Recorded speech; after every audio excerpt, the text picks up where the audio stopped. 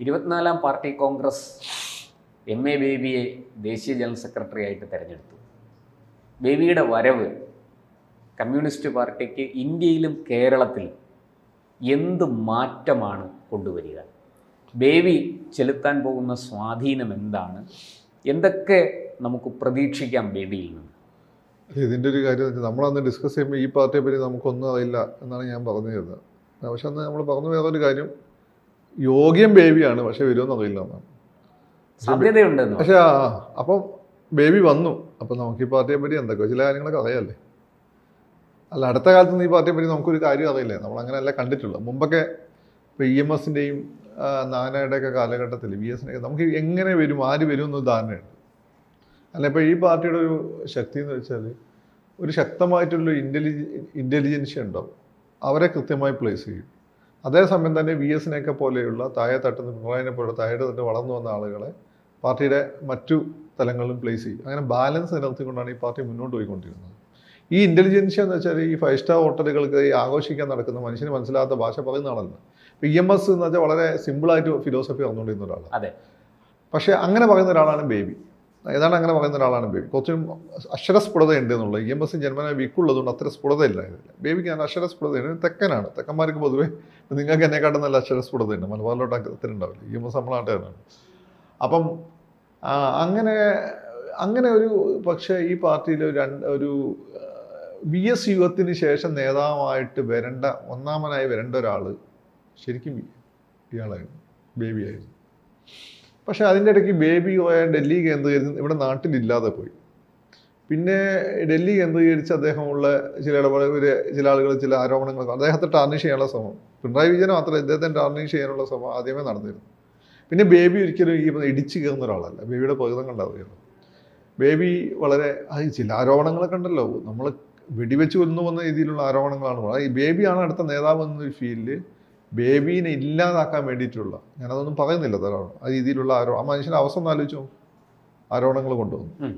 അപ്പം അങ്ങനെ ബേബിയാണ് ഈ ഇടിച്ചു കയറുന്നതിന് ബേബി ഒന്ന് ഓക്കെ വേണ്ട ബേബി സൈഡിലോട്ട് വാങ്ങി കൊടുത്തു, നിങ്ങൾ എന്തെങ്കിലും അയക്കുമെന്നുള്ള രീതിയിൽ. അങ്ങനെ ബേബിയല്ല, ഞാൻ മനസ്സിലാക്കിയത് ബേബി എല്ലാം ഒഴിവാക്കി ഇങ്ങനെ പാർട്ടി എടുക്കുന്ന ചുമതലകൾ മാത്രം ചെയ്ത് ഒരു സന്യാസം ആ രീതിയിൽ പോയിക്കൊണ്ടിരിക്കുമ്പോഴാണ് ഇപ്പം ബേബിനെ പിടിച്ചിട്ട് ബേബി ഡിസേർവ് ചെയ്യുന്നതാണ്. ഇത് പ്രകാശ് കാരാട്ടിന് മുമ്പേ ബേബിക്ക് കിട്ടേണ്ടിയിരുന്നതാണ്. പ്രകാശ് കാരൻ യെച്ചൂരിക്ക് നമുക്ക് ഞങ്ങളെ ANU കിടന്ന് കളിച്ചിട്ടുള്ള പൊളിറ്റിക്സ് അല്ലേ അതുള്ളൂ. ബേബി ഇവിടെ നാട്ടിൽ കിടന്ന് രാഷ്ട്രീയം അറിയാവുന്ന ആളാണ്. അത്തരം ആളുകൾക്ക് വേണം ബൂത്ത് തലത്തിൽ. ഇവരൊക്കെ പ്രകാശ് കാരാട്ടിനെ യെച്ചൂരിനെ ഒന്നും നമുക്ക് ജനറൽ സെക്രട്ടറി ആക്കാൻ പറ്റില്ല. അവന് ഇപ്പോൾ ബിജു കൃഷ്ണൻ ചെയ്ത പോലെ എന്ത് ചെയ്യാം? ബിജു കൃഷ്ണൻ ഞാൻ കണ്ട സമയത്ത് പ്രസിഡന്റാണ്, JNU union president, chairman, president. Biju കൃഷ്ണനൊക്കെ ചെയ്ത പോലെ പോളിറ്റ് ബ്യൂറോയിൽ എടുക്കാം. പോളിറ്റ് ബ്യൂറോ അത്രയും മതി. പാർട്ടിയെ നയിക്കേണ്ടത് ബുദ്ധിജീവി. ഒരേ സമയം EMSനെ പോലെ ഇന്റലക്ച്വലി സ്ട്രോങ് വേണം, നല്ല സംഘടനാ പാഠവും വേണം, താഴെ തട്ടിന് ജനകീയമായി പ്രവർത്തിച്ച് പരിചയം വേണം. അവിടെയാണ് ഈ പാർട്ടിക്ക് തെറ്റിപ്പോയത്. കാരണം താഴെ തട്ടിൽ വന്ന നേതാവിനോട് ഷാർപ്പായിട്ടൊരു കാര്യം പറയാനുള്ള ആദ്യം യെച്ചൂരിക്കുമില്ല, അല്ലെങ്കിൽ അവർ പിന്തുണയില്ല, കാരാട്ടിനുമില്ല. പലപ്പോഴും അങ്ങനെ ഒരു ആക്ഷേപം തന്നെ ഉണ്ട്, ഒരു വാർഡ് ഇലക്ഷനിൽ പോലും മത്സരിക്കാൻ. അല്ല, അതാണ് അതിൻ്റെ ഒരു കാര്യം. അവർക്ക് രണ്ടുപേർക്കും ഇല്ല. അപ്പം VSനോടോ പിണറായിനോടോ അവിടെ നിൽക്കണം എന്ന് പറയാനുള്ള ശേഷി ഇവർ രണ്ടുപേർക്കും ഇല്ല. രണ്ടുപേരും ജനനായകന്മാരാണ്, മനസ്സിലായില്ല, രണ്ട് കാലഘട്ടത്തിന് നായകന്മാരാണ്. അപ്പൊ അവിടെയാണ് ബേബി ഇതിന്റെ രണ്ടിന്റെ ഒരു സമര പോരാട്ടങ്ങളിലൂടെ വളർന്ന. അതെ, സമര പോരാട്ടം അല്ല, സമരങ്ങൾ ആഭാസ സമരങ്ങൾ. അതുകൊണ്ട് ഞാനിപ്പോൾ EMSന്റെ കാലഘട്ടത്തിലെ കഥ ഓക്കെ ആയിരുന്നു. ഇപ്പം ബേബിന്റെ കാലഘട്ടത്തിൽ ആദ്യ കാലഘട്ടത്തിലൊക്കെ ഓക്കെ. ഇപ്പം സമര പോരാട്ടം ഞാൻ അതിൽ വിശ്വസിക്കുന്ന ആളല്ല. ഇപ്പോൾ സമര പോരാട്ടം പലതും ചില ലക്ഷ്യങ്ങൾ വെച്ചുകൊണ്ട് അതിനു വേണ്ടി കാണിക്കുന്ന, ക്യാമറയ്ക്ക് മുന്നിൽ കാണിക്കുന്ന ചില പ്രകടനങ്ങൾ മാത്രമായിട്ട് എനിക്ക് തോന്നിയിട്ടുള്ളൂ. അതിൽ നന്നായിട്ട് ജോലി ചെയ്യുന്ന ആളുകൾ വേറെ ഉണ്ട്. അപ്പം അങ്ങനെ ബേബി ഡിസേർവിങ് ആണ്. അപ്പം ഞാൻ ആലോചിക്കണം, ബേബി ഞാനൊക്കെ ഞാനൊന്നും ഒരു കാരണവശാലും CPM ആ സാധ്യതയില്ലാത്ത കുടുംബത്തിൽ വന്ന ഒരാളാണ്. നമ്മുടെ കുടുംബം CPMൻ്റെ അത്രയായിട്ട് പ്രശ്നം നാട്ടിലുണ്ടായിരുന്നു. പക്ഷേ നമ്മളൊക്കെ ഈ പാർട്ടിയിൽ വരാൻ ഒന്ന് EMS ആണ്. EMSന് ശേഷം ബേബിയാണ്. അങ്ങനെ ബേബീൻ്റെ പ്രസംഗങ്ങൾ, ബേബീൻ്റെ ഇടപെടൽ, യുവതാരേഖയിലെ ലേഖനങ്ങൾ, ഇതൊക്കെ കണ്ടിട്ടാണ് ഞാനൊക്കെ ഭയങ്കര EMS ഈ പാർട്ടി ഞാൻ ഏറ്റവും കൂടുതൽ ബഹുമാനിച്ചിരുന്നത് ബേബിയാണ്. അപ്പം ബേബിയാണ്.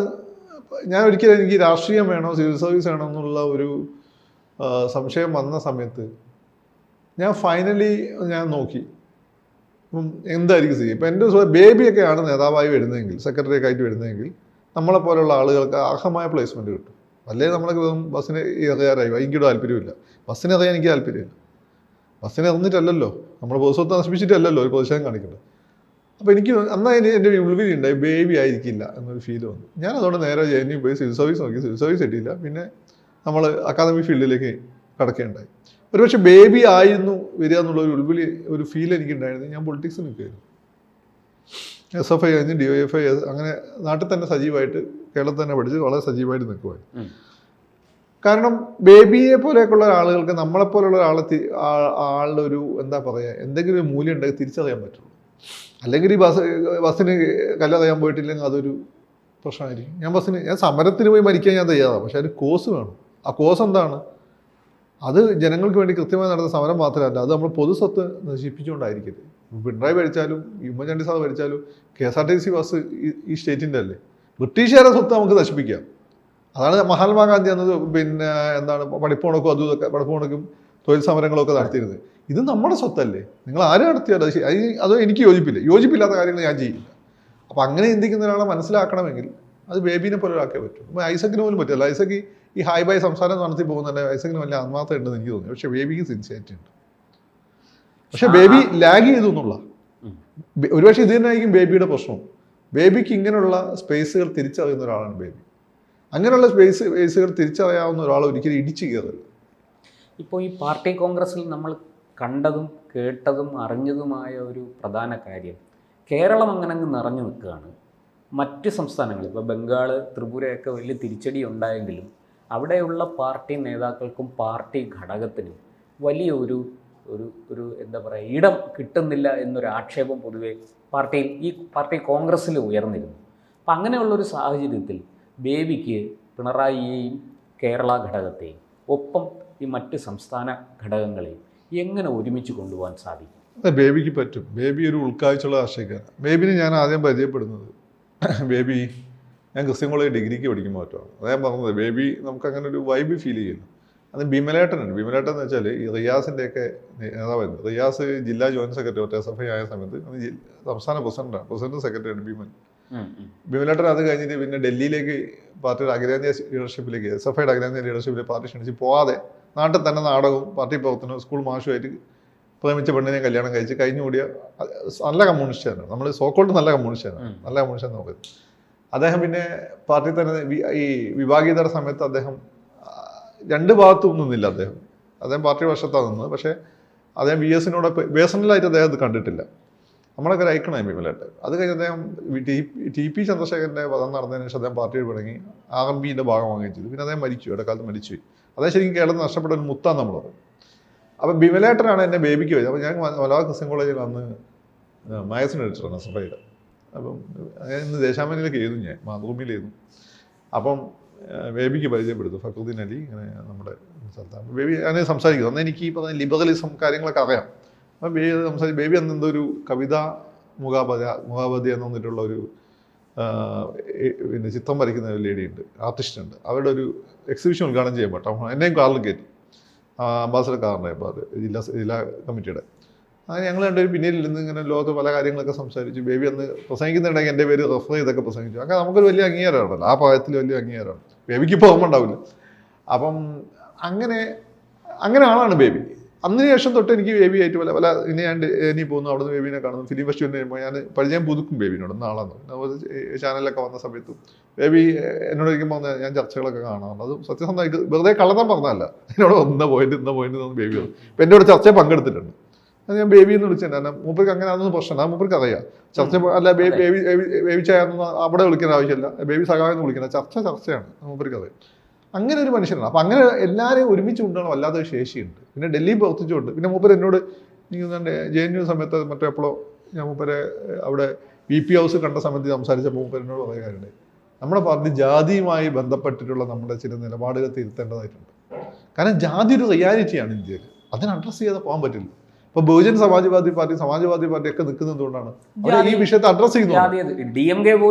അപ്പൊ ജാതി അഡ്രസ്. അപ്പൊ ബേബി അത് പറഞ്ഞ് പിന്നെ 5 വർഷം കഴിഞ്ഞതിന് ശേഷം മറ്റോ ആണ് പാർട്ടി അത് മാറ്റിയത്.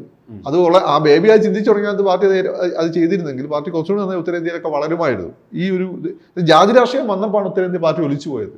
പല സ്ഥലങ്ങളും പാർട്ടി, അയോധ്യയിൽ വരെ പാർട്ടി വളരെ സ്ട്രോങ് ആയിരുന്നല്ലോ. അഹമ്മദാബാദ് സ്ട്രോങ് ആയിരുന്നു, നാഗ്പൂർ സ്ട്രോങ് ആയിരുന്നു, മഹാരാഷ്ട്ര ബോംബെയിലൊക്കെ സ്ട്രോങ് ആയിരുന്നു, ഹിമാചൽ പ്രദേശിൽ ഒക്കെ ഉണ്ടായിരുന്നു. സ്ട്രോങ് എന്ന് വെച്ചാൽ നിങ്ങൾ ഭയങ്കര സംഭവം വിചാരിക്കേണ്ട, പക്ഷെ അവിടെ സ്വാധീനം ഉണ്ടായിരുന്നു. ട്രേഡ് യൂണിയൻ പ്രവർത്തനത്തിൽ വന്നിട്ടുള്ള സ്വാധീനമുണ്ട്. അത് യുവജനങ്ങളുടെ ഇടയിൽ ഉണ്ടായിരുന്നു. യുവജനങ്ങളുടെ ഇടയിൽ ഇപ്പം യോഗിയുടെ ഒക്കെ തന്നെ ആദ്യ കാലത്ത് യോഗി ഒരു ലെഫ്റ്റ് ഓറിയന്റഡ് ആയിട്ടുള്ള ആൾ യോഗി തന്നെ വന്നിട്ടുണ്ട്. അപ്പോൾ ഇങ്ങനെ ഒരു സ്വാധീനം ഉണ്ടായിരുന്നു പാർട്ടിക്ക്. അപ്പം പിന്നെ മാത്രമല്ല ബേബിക്കുള്ള ഒരു ഗുണം എന്നാൽ ഹിന്ദി അറിയാം, ഇംഗ്ലീഷ് അറിയാം. പിന്നെ പല കലാകാരന്മാരായിട്ട് നല്ല ബന്ധമാണ്. ഈ കലാകാരന്മാരെപ്പോഴും ജനങ്ങളുമായിട്ടുള്ള ഒരു അടുപ്പിക്കുന്ന കണ്ണിയാണല്ലോ. അപ്പോൾ അതുകൊണ്ട് ബേബി ഇത് എല്ലാ വിഭാഗങ്ങളെയും ഒരുമിച്ച് കൊണ്ടുപോകാൻ ശേഷിയുള്ള ഒരാൾ. ബേബീനെ അറിയുന്നവന് വടി കിട്ടിയിരുന്നില്ല ഇതുവരെ. ബേബിയുടെ കയ്യിലിപ്പം വടി കിട്ടിയിട്ടുണ്ട്. പ്രായം തടസ്സമായിട്ടില്ലെങ്കിൽ ബേബി ഒരുപക്ഷെ നമ്മളൊക്കെ ഇഷ്ടപ്പെടുന്ന ഒരു കമ്മ്യൂണിസ്റ്റ് പാർട്ടി ഉണ്ടല്ലോ. ഒറ്റ ചോദ്യം, ബേബി പിണറായി രസതന്ത്രം എങ്ങനെയായിരിക്കും?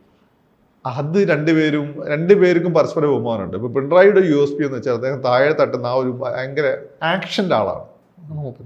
ആ കാര്യം പിന്നെ പാർട്ടി ഒരു വിഭാഗീയതയുടെ സമയത്തും സോവിയറ്റ് റഷ്യ തകർന്ന സമയത്ത് ഇങ്ങനെ കൊണ്ടുപോകണം പിണറായിനെ പോലുള്ള ആളുകൾ, അല്ലെങ്കിൽ VS പോലെ ആളുകളാണ്. അത് ബേബിക്കറിയാം. പിന്നെ ബേബി എന്ന് വെച്ചാൽ ഈ പാർട്ടിയുടെ എന്താണ് ഈ ഒരു താഴെത്തട്ടിന് ആക്ടിവിസം കൊണ്ട് മാത്രം പാർട്ടി നിൽക്കില്ലല്ലോ. അങ്ങനെയാണ് നക്സലുകൾ നിൽക്കേണ്ടതല്ലേ. അല്ല RSS BJP കേരളത്തിലെ ഏറ്റവും വലിയ പാർട്ടിയാണ്. കാരണം കേരളത്തിൽ ഏറ്റവും തൂണും തുരുമ്പും CPM കഴിഞ്ഞാലുള്ള RSS ആണ്. അത് നമുക്കറിയാവുന്ന കാര്യമാണ്. പക്ഷെ എന്തുകൊണ്ട് BJP ആ രീതിയിൽ വരുന്നില്ല? അപ്പം സമഗ്രമായി പാർട്ടിയെ പൊതുസമൂഹമായിട്ട് കണക്ട് ചെയ്യുന്ന എല്ലാവർക്കും സ്വീകാര്യ ലിങ്ക് എന്ന രീതിയിൽ ബേബിയുടെ ഇമ്പോർട്ടൻസ് പിണറായിക്കും അറിയാം. അപ്പോൾ അവരതുകൊണ്ട് പരസ്പരം മനസ്സിലാക്കിക്കൊണ്ട് മുന്നോട്ട് പോകുക. അല്ല പലരും ആഗ്രഹിക്കുന്ന പോലെ അടിച്ചു പിരിക്കുന്ന ഒരു ഫീലും എനിക്കില്ല.